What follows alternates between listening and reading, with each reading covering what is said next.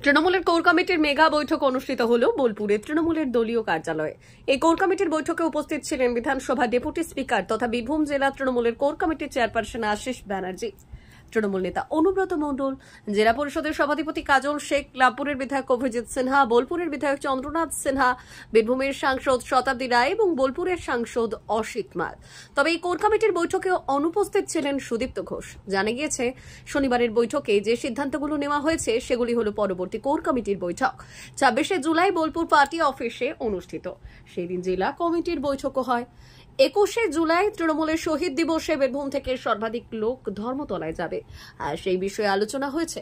মুখ্যমন্ত্রীর নির্দেশ মতো জেলা প্রশাসনের সাথে যোগাযোগ রেখে অতিরিক্ত বৃষ্টির জন্য বন্যাপ্লাবিত এলাকার নজর রাখা হবে। এর পাশাপাশি আগামী 27শে জুলাই নানুরের বাসাপাড়ায় শহীদ সমাবেশ হবে, তা নিয়েও আলোচনা হয়েছে তৃণমূলের কোর কমিটির বৈঠকে। আলোচনা আজকে 21শে জুলাই নিয়ে হয়েছে।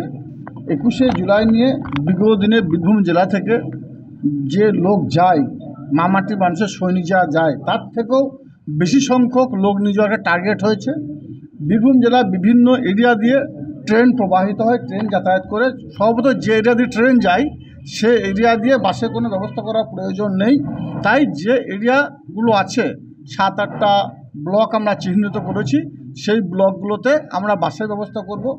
একটা ব্লকে কমসে কম 10 থেকে 15টা, অর্থাৎ বীরভূম জেলা থেকে প্রায় 150 থেকে 200 খানি বাস আমরা কলকাতার উদ্দেশ্যে দেবো 21 তারিখে, এবং এখান থেকে লক্ষাধিক মানুষ নিয়ে যাওয়া হবে। বিগত দিনে যেভাবে আমাদের বোলপুর, সাঁইথিয়া, আমোদপুরে যারা আগের দিন ট্রেনে কলকাতা যায় তাদের জন্য খাবার দাবারের ব্যবস্থা করা থাকে, মুড়ি ঘুগনি, সেটা এবছরও করা হবে। তাছাড়াও আমাদের 27শে জুলাই নিয়ে আলোচনা হয়েছে। 27শে জুলাইও আমাদের নানুরে একটা ব্যাপক লোক করার চিন্তাভাবনা আছে, এবং রাজ্য থেকে কী আসবে সে বিষয়ে আলোচনা চলছে। এবং 27শে জুলাইয়ের প্রাককালে অর্থাৎ 26 তারিখে আমাদের যেমন কোর কমিটি মিটিং হবে 2:30টার সময়, 3টের সময় আমাদের জেলা কমিটি মিটিং হবে 27 জুলাই প্রাককালে। এবং বীরভূম জেলার কোনো এরিয়া যেমন মরড়ে 2-4টে অঞ্চল নিয়ে আলোচনা হয়েছে। কিছু লিখিত অভিযোগ আমাদের কোর কমিটি চেয়ারপারসনের কাছে এসেছিল, এবং সেই বিষয়গুলো আমরা সকলে সর্বসম্মত সিদ্ধান্ত নিয়েছি যে সেগুলো আমাদের ওখানকার অবজারভার অর্থাৎ দিদি যাকে দায়িত্ব দিয়েছেন আমাদের মন্ত্রী চাঁওদাকে দেখার জন্য বলা হয়েছে। এবং 21শে জুলাই প্রাককালে আমরা কোনো এরিয়া নিয়ে আমরা বসবো না। 21শে জুলাই মিটে যাওয়ার পর যদি বীরভূম জেলার কোনো প্রান্তে রাজনৈতিক কোনো সমস্যা থাকে সেগুলো বসে আলাপ আলোচনা সাপেক্ষে সমাধান করার সিদ্ধান্ত আজকে নেওয়া হয়েছে, এবং সকল সিদ্ধান্ত সর্বসম্মতভাবে হয়েছে। আগামী কোর কমিটি বৈঠক বোলপুর দলীয় কার্যালয় হবে 2:30টার সময়, 3:30টার সময় জেলা কমিটি মিটিং। যেহেতু জেলা কমিটি মিটিং বর্ধিত আকারে হয়, সেহেতু বীরভূম জেলার যে দলীয় কার্যালয়গুলো আছে, আপনি বোলপুর বলুন, রামপুরহাট বলুন, সিউড়ি বলুন, কোনো জায়গাতে বর্ধিত কোর কমিটি মিটিং করার মতো প্লেস আমাদের কাছে নেই। সর্বতই কোর কমিটি মিটিং, জেলা কমিটি মিটিং আগামী দিনে 26 তারিখটা বোলপুরেই হবে। একই দিনে হওয়ার কারণ আছে, যেমন আমাদের এমপিদের দিল্লি চলে যেতে হবে, এমপিরা থাকতে পাবে না, বিভিন্ন কারণ আছে, এমএলএদের বিধানসভা যেতে হবে। সর্বতই ওই ডেটটাকেই বাছা হয়েছে। 27শে জুলাই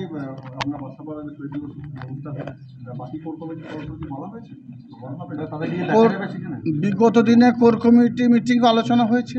এই কোর কমিটি মিটিং আলোচনা হলো 27শে জুলাই, যেটা সেটা আমার বা আমাদের নয়, আমাদের যাদের রক্তপিচ্ছিল পথ অতিক্রম করে আমরা এই জায়গায় এসেছি, সেই শহীদদের শ্রদ্ধা জানাতে, তাদের পরিবারবর্গের প্রতি সমবেদনা জানানোর জন্য বীরভূম জেলা কোর কমিটি সহ তৃণমূল কংগ্রেসের মামাটি মানুষের যারা সৈনিক আছে তারা সকলেই উপস্থিত হয়। সর্বতই আমরা সকলেই ওখানে উপস্থিত হব। এই বিষয়ে আমাদের দ্বিমতের কোনো অবকাশ নেই। আমরা সকলে মিলিত হবে, সংঘবদ্ধ হবে, আলাপ আলোচনার সাপেক্ষে 27 জুলাই মিটিংটা সাকসেসফুল করার উদ্দেশ্যেই 26শে জুলাই জেলা কমিটি এবং কোর কমিটি মিটিং ডাকা হয়েছে। এখন যেহেতু দলনেত্রীর নির্দেশ শিরোধার্য, তার বাইরে কোনো কথা হবে না, একথা সত্য। কিন্তু আমাদের বীরভূম জেলা কোর কমিটির সদস্যদের মধ্যে কেষ্টদা অনুব্রত মণ্ডল, তার শারীরিক অসুস্থতা আছে, যার জন্য মিটিংগুলো বোলপুরে করা হচ্ছে। উনি একটু সুস্থ হলে মিটিংগুলো আগামী দিনে যেভাবে দলনেত্রী নির্দেশ দিয়েছেন সেই নির্দেশ অনুযায়ী হয়। প্রথমে আপনাদেরকে জানিয়ে রাখি যে অতিবৃষ্টি এবং ঝাড়খণ্ড থেকে জল ছাড়ার ফলে আমাদের কুয়ে নদী, যেটা আমাদের কাছে বর্ষার সময় দুঃস্বপ্নের মতো। আমার লাভপুরের ঠিবা এবং জামনা দুটি অঞ্চল প্রত্যেক বছর প্লাবিত হয়, বাঁধ ভেঙে যায়। এই সমস্ত পরিস্থিতির কারণে আমি এক্সিকিউটিভ ইঞ্জিনিয়ার ময়ূরাক্ষী ডিভিশন তাকে নিয়ে, বিডিও সাহেবকে নিয়ে এই বর্ষার আগেই আমরা সেখানে গেছি এবং বাঁধের সংস্কারের কথা বলেছি। সে কাজও খানিকটা নিশ্চয়ই হয়েছে। তৎসত্ত্বেও আপনারা জানেন যে প্রকৃতির সঙ্গে লড়াই করে তো সবসময় পেরে ওঠা যায় না। এই যে 5-7 দিন ধরে কন্টিনিউয়াস বৃষ্টি হয়ে গেল, এর ফলে বাঁধের একটা সমস্যা দেখা দিয়েছে। তার সঙ্গে সঙ্গে জমিগুলো জলমগ্ন। মহকুমা শাসক মহোদয় তিনি গত পরশুদিন এলাকা ভিজিট করেছেন। আমাদের গ্রাম পঞ্চায়েত, পঞ্চায়েত সমিতির তরফ থেকে বিডিও সাহেব, ব্লক প্রশাসন তারা ভিজিট করছেন, আমরা ভিজিট করছি। একটা সিদ্ধান্ত হয়েছে পর্যাপ্ত পরিমাণ টারপলিন অর্থাৎ তিরপল বিডিও অফিসে আছে এবং যেখানে যেখানে তিরপলের প্রয়োজন হচ্ছে জয়েন্ট ইন্সপেকশন করে প্রকৃত যারা এই টারপলিন পাওয়ার যোগ্য তাদেরকে তিরপল বিলি হচ্ছে। এছাড়া পর্যাপ্ত রিলিফ মেটেরিয়াল বিডিও সাহেবের কাছে মজুত করা হয়েছে। সেরকম যদি কোনো সমস্যা হয় সবাই তৈরি আছে এটাকে ঝাঁপিয়ে পড়ার জন্য। কিছু জায়গায় বাঁধ আমরা দেখলাম যেদিন মহকুমা শাসক পরিদর্শন করলেন, মানে একেবারে এই বিবাদ যে মুখটায় প্রতীক্ষা হয় এদিকে গিয়ে দেখলাম চাষের জল গেছিলো হয়তো গ্রীষ্মকালে, সেই বাঁধগুলো দুর্বল রয়েছে এবং ওখানকার লোকজনও বলছে যে বাঁধ মেরামতির ক্ষেত্রে কোথাও একটা কিছুটা রয়েছে সেই বিষয়ে। দেখুন, আমি আপনাকে বলি, গত বছর 1 মাসের মধ্যে 2বার বাঁধ ভাঙলো। একবার আগস্ট মাসে, একবার সেপ্টেম্বর মাসে। এবং সেপ্টেম্বরের 18 তারিখ আপনারা জানেন একটা অত্যন্ত দুর্ঘটনার মধ্যে আমরা পড়েছিলাম। আমি ছিলাম, আমার জেলা শাসক মহোদয় শ্রী বিধান রায়, আমাদের 2 সাংসদ, রাজ্যসভার সামিরুল ইসলাম সাহেব এবং লোকসভার সাংসদ শ্রী অসিত মাল মহোদয়, তার সঙ্গে আমাদের ওখানকার আরও জনপ্রতিনিধি, সেই সময় কীর্ণাহার থানার যিনি পুলিশ আধিকারিক ছিলেন। আমরা সকলেই একটা দুর্ঘটনা কবলিত হয়েছিলাম, আপনারা যা জানেন। তো এবছরেও ইরিগেশন দপ্তরের নজরে নিয়ে এসেছি। মাননীয় সেচ মন্ত্রী ডক্টর মানস রঞ্জন ভূঁইয়া, শ্রদ্ধেয় মানসদার কাছে আমি বিধানসভাতে দেখা করে বিষয়টি বলেছি। তিনি সঙ্গে সঙ্গে চিফ ইঞ্জিনিয়ার ইরিগেশন এবং এক্সিকিউটিভ ইঞ্জিনিয়ারকে নির্দেশ দিয়েছেন। তারা বাঁধে ঘুরছেন এবং কি ব্যবস্থা নেওয়া দরকার সেটা নিচ্ছেন। সেচ দপ্তর যথেষ্ট সক্রিয় আছে, তারা কাজ করছেন। আরেকটা বিষয় সেটা হচ্ছে যে কাঁদরকুলে যাওয়ার যে গ্রাম যাওয়ার এটার সাথে এই রাস্তাটার সাথে কীর্ণাহারের সাথে লাভপুরের একটা অন্যতম যোগাযোগ। ওখানকার মানুষদের ডিমান্ড রয়েছে যদি এটা ফ্লাইওভার করা যায়, এরকম ধরনের কি কোনো পরিকল্পনা রয়েছে? যেহেতু নিচু এলাকা। হ্যাঁ, প্রত্যেক বছর আপনারা ঠিক বলছেন।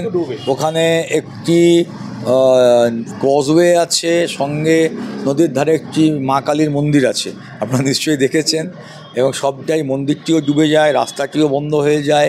কিন্তু ওখানকার ভৌগোলিক অবস্থান এমনই যে অতিবৃষ্টি হলেই ওটা নিচু এলাকা, ফলে নিশ্চয়ই আপনারা যেটা বলছেন এটা সঠিক বলছেন। সেখানে ফ্লাইওভার করার প্রয়োজনীয়তা নিশ্চয়ই আছে। তো তার জন্য একটা বৃহৎ পরিকল্পনা দরকার, অনেক অর্থের প্রয়োজন। তো আমরা চেষ্টা করছি যদি সেইভাবে কোনো টেকনোলজিকে ইউজ করে ওখানে ফ্লাইওভার করা যায়, সেটা প্রশাসনের সাথে কথা বলবো। সাধারণ মানুষের একটা দাবি যে ওই জায়গাটায় পারাপার করার জন্য আপাতত যদি একটা নৌকার ব্যবস্থা করা যায়, কারণ এখন ওটা বিডিও সাহেবকে বলা হয়েছে, 2টো জায়গায় বলা হয়েছে। একটা বলা হয়েছে দাঁড়কা অঞ্চলের সাউগ্রাম, সেখানে ময়ূরাক্ষী পেরিয়ে প্রচুর মানুষ মুর্শিদাবাদে যান কাজ করতে। ওর পাশেই তো মুর্শিদাবাদ আপনারা জানেন বড়োয়া থানা, এবং ওদিকে ময়ূরেশ্বর। ওখানে একটি নৌকার জন্য বিডিও সাহেবকে বলেছি এবং এখানেও বলেছি। বিডিও সাহেব এটা জেলা প্রশাসনের সঙ্গে কথা বলছে। এই যে জেলা জলাধারগুলি থেকে যে জলগুলো ছাড়ছে, এগুলো কি ব্লকের ইয়েদেরকে জানিয়ে কি এগুলো করছে?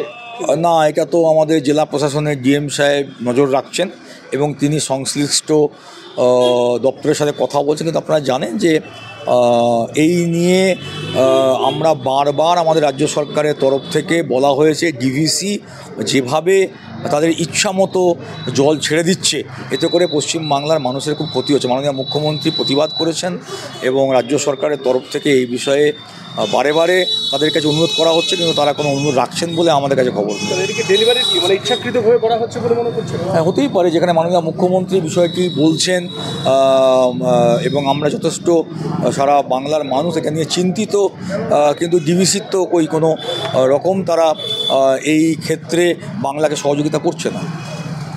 কোর কমিটির বৈঠকে আমাদের 8জন মেম্বার, 9জনের মধ্যে 8জন মেম্বার উপস্থিত ছিলেন।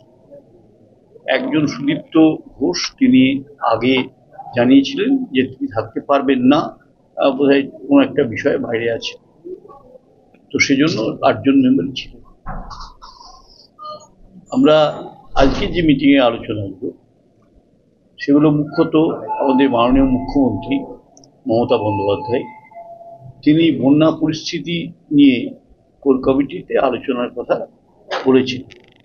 স্বাভাবিকভাবেই আমরা সেইটার প্রথম আমাদের এজেন্ডা যে এই বন্যা পরিস্থিতি নিয়ে আমাদের বন্যার আশঙ্কা কোথায় আছে, কি হতে পারে না সেই সম্পর্কে আলোচনা করছি।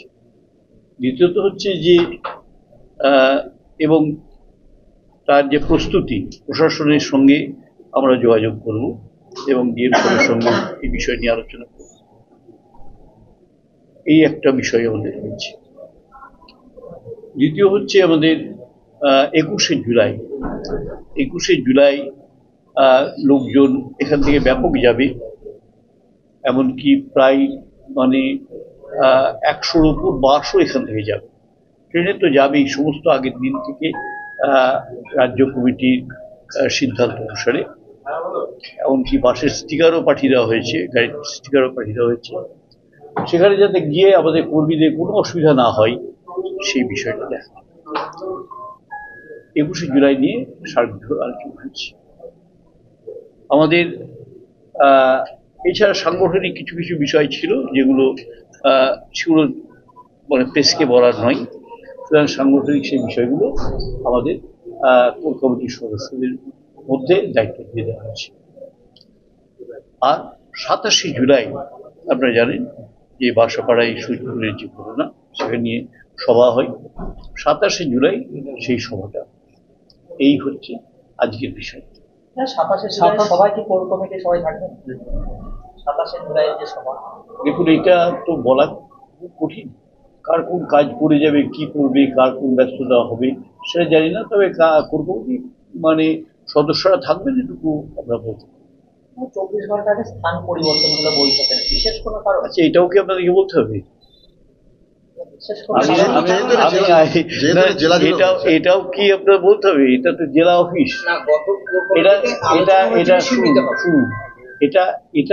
এইটা কিন্তু আপনাদেরকে বলার নয়। কোন পরিপ্রেক্ষিতে, কিসের জন্য, কিভাবে হলো, কোন আর্জেন্সি ফিল করলাম আমরা, সেটাও কি সাংবাদিকদেরকে বলতে হবে? মুখ্যমন্ত্রী মমতা বন্দ্যোপাধ্যায় নিজে বলেছিলেন কোর কমিটি বৈঠক সর্বক্ষেত্রে হবে, অর্থাৎ রামপুরহাট, বোলপুর, শিউরি হবে। আপনি অপেক্ষা করুন, হবে।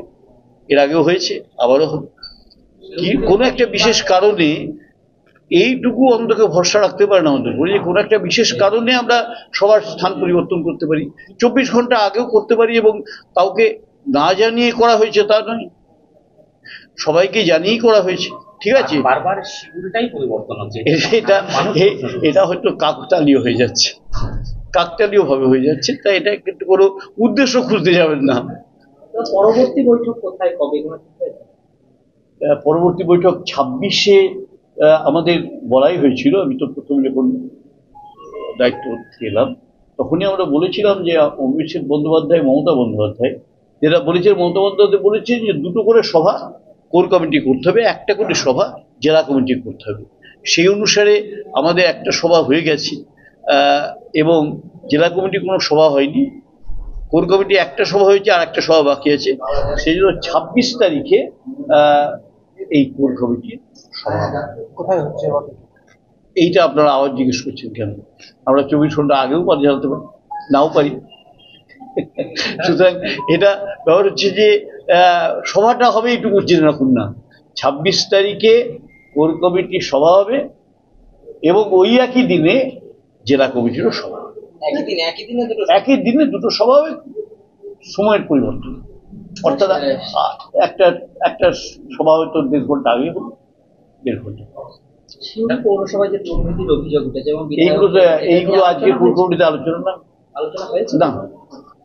যে দলের সমস্ত নেতৃত্বকে বা নিষ্পলা করবে শৃঙ্খল ভাবে চলে, তার জন্য কোর কমিটি থেকে কোনো বিশেষ কোনো আলোচনা হয়েছে? সোশ্যাল মিডিয়া চর্চা, বিশৃঙ্খলা তো আমরা দেখছি না, সোশ্যাল মিডিয়া করছে, আপনারা করছেন। আর বিশেষ কোনো মানে দেখছি না। নেওয়া হবে বলে হয়েছিল যে যারা বিশৃঙ্খলা করছে এরকম সোশ্যাল মিডিয়া, এরকম কোনো অভিযোগ তো আসেনি। ধরুন আপনি সোশ্যাল মিডিয়া করেন, আপনার সঙ্গে দলের কোনো সম্পর্ক নাই, তাহলে আপনি দলের সদস্য, দলের ক্ষতিকারক কোনো মানে দিচ্ছেন কিছু, সেটা নিশ্চয়ই আলোচনা। সব থেকে চর্চিত বিষয় শিল্পী 2 নম্বর, সেই নিয়ে কি কোনো আলোচনা হয়েছে? কারণ সম্প্রতি শিল্পী 2 নম্বরে নানান ঘটনা হয়েছে। একটা জিনিস বলি আপনাদের, যে সাংগঠনিক যে বিষয়গুলো, সেগুলো তো কোর কমিটির নিজস্ব ব্যাপার, এবং কিভাবে কোনটা মানে কমব্যাট করবে, কিভাবে এগোবে, সেটা তো কোর কমিটিকে আলোচনা করতে দিন।